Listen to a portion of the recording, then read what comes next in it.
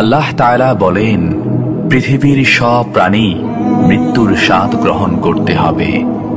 জীবন যার আছে, মৃত্যু তার সুনিশ্চিত। আর দুনিয়াতে সবচেয়ে কষ্টদায়ক হচ্ছে মানুষের মৃত্যু। কারো আপনজনের মৃত্যুতে স্বজনের বিয়োগ ব্যথাই নয়, বরং মৃত্যুবরণকারী ব্যক্তিও প্রচণ্ড শারীরিক কষ্টের সম্মুখীন হয়। রাসূলুল্লাহ সাল্লাল্লাহু আলাইহি ওয়াসাল্লাম মানুষের মৃত্যুকালীন সময়ের এই কষ্টের বিবরণ তার উম্মতকে জানিয়ে দিয়েছেন। আবার মৃত্যুর এই ভয়াবহতা হতে মুক্তি লাভের সুস্পষ্ট আমলও শিখিয়ে গিয়েছেন। তানবীহুল গাফিলিনে মৃত্যুকালীন কষ্টের উপর একটি হাদিস উল্লেখ করা আছে। হযরত উমর রাদিয়াল্লাহু তাআলা আনহু একবার হযরত কাব রাদিয়াল্লাহু তাআলা আনহুকে বলেছিলেন, আমাকে মৃত্যুর অবস্থা সম্পর্কে কিছু বলুন। তখন হযরত কাব রাদিয়াল্লাহু তাআলা আনহু বলেন, মৃত্যু হলো কাঁটাদার গাছের মতো। কাঁটাযুক্ত সে গাছটি যখন মানুষের পেটে ঢোকানোর পর তার প্রতিটি কাঁটা শিরায় শিরায় লেগে যায়, তখন একজন শক্তিশালী মানুষ যদি গাছটি ধরে জোরে টেনে বের করার চেষ্টা করে, ওই মুহূর্তে শিরায় শিরায় বিদ্ধ হওয়া কাঁটার আঘাতের কষ্ট মানুষটি হাড়ে হাড়ে উপলব্ধি করে। অনুরূপভাবে মানুষের মৃত্যুকালীন সময়ে মৃত্যু পথযাত্রীর কাছেও মনে হয় যেন তার শরীরের গোশতগুলো যেন একটি কাঁটার সঙ্গে বেরিয়ে আসছে। সে মৃত্যু যন্ত্রণা মানুষ হাড়ে হাড়ে উপলব্ধি করতে থাকে। এ হলো মৃত্যুকালীন সময়ে মানুষের মৃত্যু যন্ত্রণার নমুনা।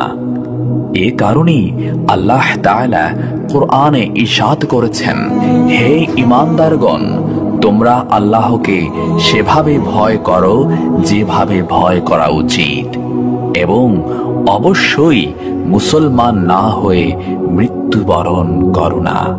সূরা আল ইমরান আয়াত 102।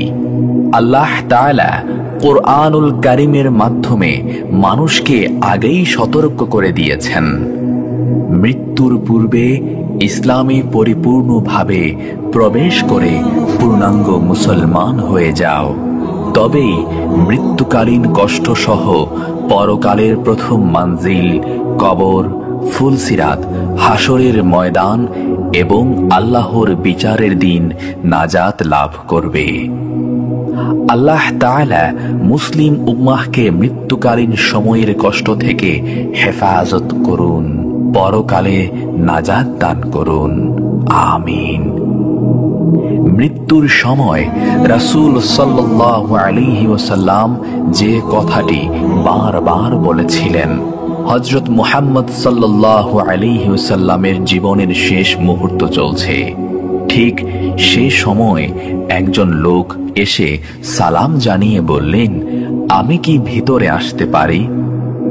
রাসূল সাল্লাল্লাহু আলাইহি ওয়াসাল্লামের কন্যা ফাতিমা রাদিয়াল্লাহু তাআলা আনহা বললেন, দুঃখিত, আমার পিতা খুবই অসুস্থ। এ কথা বলে ফাতিমা রাদিয়াল্লাহু তাআলা আনহা দরজা বন্ধ করে রাসূল সাল্লাল্লাহু আলাইহি ওয়াসাল্লামের কাছে গেলেন। হযরত রাসূল সাল্লাল্লাহু আলাইহি ওয়াসাল্লাম বললেন, কে সেই লোক? ফাতিমা বললেন, এই প্রথম আমি তাকে দেখেছি, আমি তাকে চিনি না। রাসূল সাল্লাল্লাহু আলাইহি ওয়াসাল্লাম বললেন, শোনো ফাতিমা, সে হচ্ছে আমাদের এই ছোট্ট জীবনের অবসানকারী ফেরেশতা আজরাইল তথা মালাকুল মউত। এটা শুনে হযরত ফাতিমার অবস্থা তখন ক্রন্দনরত বোবার মতো হয়ে গিয়েছে। রাসূল সাল্লাল্লাহু আলাইহি ওয়াসাল্লাম বললেন, হে জিব্রাইল, আমার উম্মতের কি হবে? আমার উম্মতের নাজাতের কি হবে? জিব্রাইল আলাইহিস সালাম বললেন, হে রাসূল, আপনি চিন্তা করবেন না, আল্লাহ ওয়াদা করেছেন আপনার উম্মতের নাজাতের জন্য। মৃত্যু মৃত্যুর ফেরেশতা ধীরে ধীরে রাসূলের কাছে এলেন জান কবজ করার জন্য। মালাকুল মউত আজরাইল আরো কাছে এসে ধীরে ধীরে রাসূল সাল্লাল্লাহু আলাইহি ওয়াসাল্লামের জান কবজ করতে থাকলেন। পাশে দাঁড়িয়ে থাকা জিব্রাইল আলাইহিস সালামকে রাসূল সাল্লাল্লাহু আলাইহি ওয়াসাল্লাম বললেন গোগানির সাথে, ওহ জিব্রাইল, এটা কেমন বেদনাদায়ক জান কবজ করা। ফাতিমা রাদিয়াল্লাহু তাআলা আনহা তার চোখ বন্ধ করে ফেললেন। আলী রাদিয়াল্লাহু তাআলা আনহু তার দিকে উপর হয়ে বসলেন। জিব্রাইল আলাইহিস সালাম তার মুখটা উল্টা দিকে ফিরিয়ে নিলেন। রাসূল সাল্লাল্লাহু আলাইহি ওয়াসাল্লাম বললেন, হে জিব্রাইল, তুমি মুখটা উল্টা দিকে ঘোরালে কেন? আমার প্রতি কি তুমি বিরক্ত? জিব্রাইল আলাইহিস সালাম বললেন, হে রাসূলুল্লাহ সাল্লাল্লাহু আলাইহি ওয়াসাল্লাম, সাকরাতুল মউতের অবস্থায় আমি আপনাকে কিভাবে দেখে সহ্য করতে পারি? ভয়াবহ ব্যথায় রাসূল সাল্লাল্লাহু আলাইহি ওয়াসাল্লাম ছোট্ট একটা গোগানি দিলেন। রাসূলুল্লাহ বললেন, হে আল্লাহ, সাকরাতুল মউত জান কবজের সময় যতই ভয়াবহ হোক সমস্যা নেই, আমাকে সকল ব্যথা দাও, আমি বরণ করে নেব, কিন্তু আমার উম্মতকে ব্যথা দিও না। রাসূল সাল্লাল্লাহু আলাইহি ওয়াসাল্লামের শরীরটা ধীরে ধীরে ঠান্ডা হয়ে আসতে লাগলো। তার পা, বুক কিছুই নড়ছে না এখন আর। রাসূল সাল্লাল্লাহু আলাইহি ওয়াসাল্লামের চোখের পানির সাথে তার ঠোঁটটা কম্পিত ছিল। তিনি কিছু বলবেন মনে হয়। হযরত আলী রাদিয়াল্লাহু তাআলা আনহু তার কানটা রাসূল সাল্লাল্লাহু আলাইহি ওয়াসাল্লামের মুখের কাছে নিয়ে গেলেন। রাসূল সাল্লাল্লাহু আলাইহি ওয়াসাল্লাম বললেন, নামাজ কায়েম করো এবং তোমাদের মাঝে থাকা দুর্বলদের যত্ন নিও। রাসূল সাল্লাল্লাহু আলাইহি ওয়াসাল্লামের ঘরের বাইরে চলছে কান্নার আওয়াজ। সাহাবীরা একজন আরেকজনকে জড়িয়ে ধরে উচ্চ স্বরে কান্নারত। হযরত আলী রাদিয়াল্লাহু তাআলা আনহু আবার তার কানটা রাসূলের মুখের কাছে ধরলেন। রাসূল সাল্লাল্লাহু আলাইহি ওয়াসাল্লাম চোখ ভেজা অবস্থায় বলতে থাকলেন, ইয়া উম্মতি, ইয়া উম্মতি, হে আমার উম্মতেরা, নামাজ, নামাজ, নামাজ। আল্লাহর আদেশে হযরত ইসরাফিল আলাইহিস সালামের সিংহায় ফুৎকারের মাধ্যমে কিয়ামত অনুষ্ঠিত হবে। পৃথিবী ও আসমানের সব প্রাণীর জান কবজ করার পর যখন আজরাইল আলাইহিস সালাম আল্লাহর দরবারে হাজির হবেন, তখন আল্লাহ আজরাইলকে প্রশ্ন করবেন, হে আজরাইল, আর কে কে জীবিত আছে? আজরাইল আলাইহিস সালাম উত্তরে বলবেন, হে আমার রব, হে আমার প্রতিপালক, আর মাত্র বাকি রয়েছেন জিব্রাইল, ইসরাফিল, মিকাইল ও আমি আজরাইল জীবিত আছি। তখন আল্লাহ বলবেন, তুমি ছাড়া বাকি তিনজনের জান কবজ করে ফেলো। তখন আজরাইল আলাইহিস সালাম জিব্রাইল, ইসরাফিল ও মিকাইলের জান কবজ করবেন। এরপর আল্লাহ সুবহানাহু ওয়া তাআলা আজরাইল আলাইহিস সালামকে শেষ প্রশ্নটি করবেন। আল্লাহ হযরত আজরাইল আলাইহিস সালামকে বলবেন, হে আজরাইল, এখন কে জীবিত আছে? তখন আজরাইল আলাইহিস সালাম বলবেন, হে আল্লাহ, এখন তোমার সামনে আমি আজরাইল দাঁড়িয়ে আছি, আর কেউ নেই। আল্লাহ বলবেন, মুত ইয়া মালাকুল মউত, মরে যা হে মৃত্যুর ফেরেশতা, তুইও মরে যা। তখন আজরাইল আলাইহিস সালাম নিজের জান নিজেই কবজ করবেন, আজরাইলও মরে যাবে। তখন পৃথিবীর মধ্যে একমাত্র আল্লাহ একাই। এভাবে কত শত বছর অতিক্রান্ত হবে সেটা আল্লাহই ভালো জানেন। কিয়ামতের পর হাসরের মাঠে যখন বিচারক আল্লাহ পৃথিবীর সব বিচারক উকিল, মুক্তার, রাজা বাদশাহ, স্বৈরাচার, জুলুমবাজ শাসক তখন তার সামনে আসামির মতো উপস্থিত হবে। তখন আল্লাহ হুঙ্কার ছেড়ে বলবেন, আজকের রাজত্ব কার? সূরা আল মুমিনে 16 নং আয়াতে আল্লাহ তাআলা বলেন, সেটি এমন দিন যখন সব মানুষের সবকিছু প্রকাশ হয়ে পড়বে। আল্লাহর কাছে তাদের কোনো কথাই গোপন থাকবে না। সেদিন ঘোষণা দিয়ে জিজ্ঞেস করা হবে, আজ রাজত্ব কার? সব সৃষ্টি বলে উঠবে, একমাত্র আল্লাহর, যিনি কাহ্হার। এই আয়াতের ব্যাখ্যায় বলা হয়েছে, শেষ বিচারের সাক্ষাৎ ও সমাবেশের দিন দ্বিতীয় ফুকের পরে হবে। দ্বিতীয় ফুৎকারের পরে নতুন ভূপৃষ্ঠ সমতল করে দেয়া হবে, যাতে কোনো আড়াল থাকবে না। দ্বিতীয় ফুকের মাধ্যমে সবকিছু পুনরুজ্জীবিত হওয়ার পরে তা বাস্তবায়িত হবে। কিন্তু একটি হাদিসে এসেছে, কিয়ামতের প্রারম্ভে আহ্বানকারী আহ্বান করে বলবেন, হে লোক সব, তোমাদের কিয়ামত এসেছে। তখন জীবিত মৃত সবাই শুনতে পাবে। আর আল্লাহ প্রথম আসমানে নেমে এসে বলবেন, আজকের দিনে কার রাজত্ব? একমাত্র পরাক্রমশীল আল্লাহর জন্যই।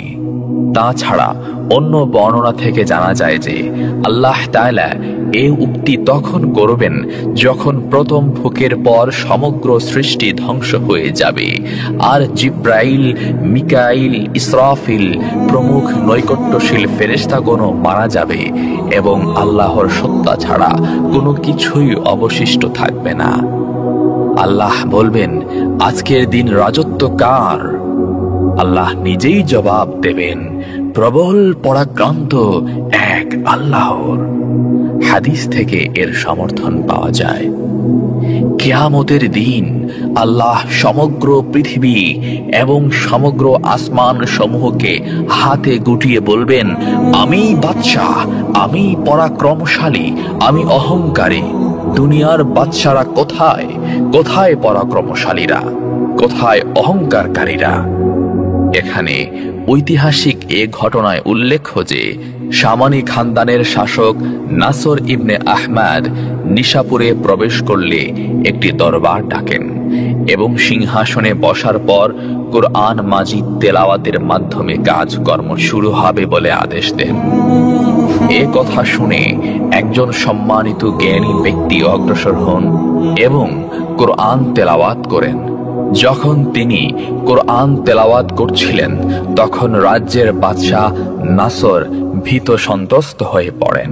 তিনি কাঁপতে কাঁপতে সিংহাসন থেকে নামলেন এবং মাথার মুকুট খুলে সিজদায় পড়লেন। বললেন, হে প্রভু, বাদশাহী তোমারই, আমার নয়। এরপর শুরু হবে বিচার। তিনি এমন বিচারক যে মামলায় আনিত অভিযোগ প্রমাণ করতে তার অতিরিক্ত সময় লাগবে না, বরং আসামির পুরো জীবনের প্রতিটি মুহূর্তের ঘটনা লিপিবদ্ধ থাকবে। আল্লাহ বলেন, আজ প্রত্যেক প্রাণীকে তার কৃতকর্মের প্রতিদান দেয়া হবে। আজ কারো প্রতি কোনো জুলুম হবে না। আল্লাহ অতি দ্রুত হিসাব গ্রহণকারী। সূরা মুমিন। কোনো ধরনের জুলুমই হবে না। আয়াতে এই অংশের ব্যাখ্যায় তাফসীরের কিতাবে লেখা হয়েছে, প্রকাশ থাকে যে প্রতিদানের ক্ষেত্রে জুলুমের কয়েকটি রূপ হতে পারে। 1. প্রতিদানের অধিকারী ব্যক্তিকে প্রতিদান না দেয়া। 2. সে যতটা প্রতিদান লাভের উপযুক্ত তার চেয়ে কম দেয়া। 3. শাস্তিযোগ্য না হলেও শাস্তি দেয়া। 4. যে শাস্তির উপযুক্ত তাকে শাস্তি না দেয়া। 5. যে কম শাস্তির উপযুক্ত তাকে বেশি শাস্তি দেয়া। 6. জালেমের নির্দোষ মুক্তি পাওয়া এবং মজলুমের তা চেয়ে চেয়ে দেখতে থাকা। 7. একজনের অপরাধে অন্যকে শাস্তি দেয়া। কোনো ধরনের জুলুমই হবে না। আল্লাহর এ বাণীর উদ্দেশ্য হচ্ছে তার আদালতে এ ধরনের কোনো জুলুমই হতে পারে না। তাফহিমুল কোরআন। আল্লাহ অতি দ্রুত হিসাব গ্রহণকারী। আয়াতে এই অংশের ব্যাখ্যায় বলা হয়েছে, হিসাব নিতে আল্লাহর কোনো বিলম্ব হবে না।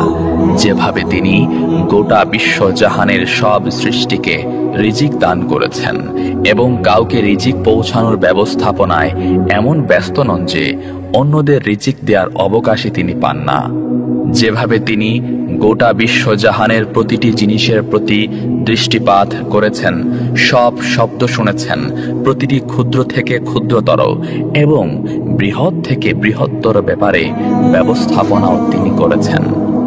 এমন কোনো জিনিস এমনভাবে তার মনোযোগ আকর্ষণ করতে পারে না যে ঠিক সে মুহূর্তে তিনি আর সব বস্তুর প্রতি মনোযোগ দিতে পারেন না।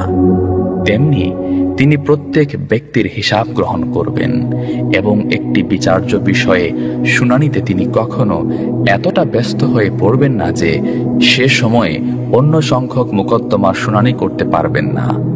তাছাড়া তার আদালতে এ কারণেও কোনো বিলম্ব হবে না যে মোকদ্দমার পটভূমি ও ঘটনাবলীর বিচার বিশ্লেষণ এবং তার সাক্ষ্য প্রমাণ সংগ্রহ কঠিন হবে। আদালতের বিচারক নিজেই সরাসরি বাস্তব অবস্থা সম্পর্কে ওয়াকিফহাল করে থাকবেন। মোকদ্দমার বাদী বিবাদী উভয় পক্ষের সব কিছুই তার জানা থাকবে। সমস্ত ঘটনার খুঁটিনাটি সব দিক পর্যন্ত অনস্বীকার্য সাক্ষ্য প্রমাণ সহ অবিলম্বে সবিস্তার পেশ করা হবে। তাই সব মোকদ্দমার ফয়সালা ঝটপট হয়ে যাবে।